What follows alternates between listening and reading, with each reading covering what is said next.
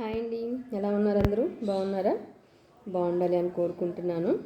యాక్చువల్గా ఈరోజు నేను చెప్పే మాట వచ్చేసి, చాలామంది ఉంటుంటారు ఎంతవరకు ప్రెస్టేజ్లో బతకాలి, ప్రెస్టేజ్ ఇష్యూలో ఉండాలి, అమౌంట్ ఖర్చు పెట్టాలి, బయటకు వెళ్తే చాలా డాంపికంగా ఉండాలి, అది ఇది ఇలా అని అనుకుంటూ ఉంటారు. బట్ ఎవరి నేచర్ని బట్టి ఎవరికి నచ్చినట్టు వాళ్ళు అలా ఉంటారు. సో కష్టపడే ప్రతి వ్యక్తి తినటానికి లేక కష్టపడే వాళ్ళైతే అయ్యి ఉండకపోవచ్చు.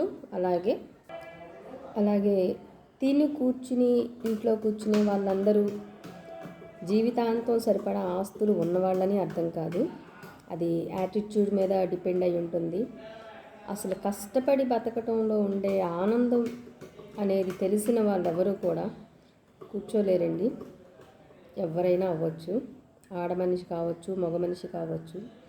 ఆ కష్టపడటంలో ఉండే సంతృప్తి, మనం కష్టపడితే వచ్చే రూపాయి పెద్దలు ఇచ్చింది కాకుండా మనం కష్టపడితే వచ్చే రూపాయిని మనం ఆస్వాదించడం, మనం ఖర్చు పెట్టడంలో ఉండే ఆనందం, అది అనుభవించే వాళ్ళకి మాత్రమే తెలుస్తుంది.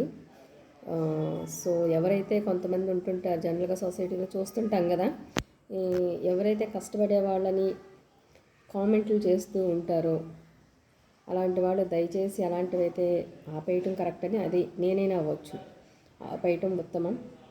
కష్టపడి చేసుకోవాలి. ఎవరైనా సరే మన కంఠంలో ప్రాణం ఉన్నంత వరకు, మనకు చేతనైనంత వరకు మనం కష్టపడి బతకాలి. దానిలో ఆరోగ్యము ఉంటుంది, ఆనందము ఉంటుంది. నా అభిప్రాయాన్ని మీరు ఏకీభవిస్తారు అని అనుకుంటున్నాను.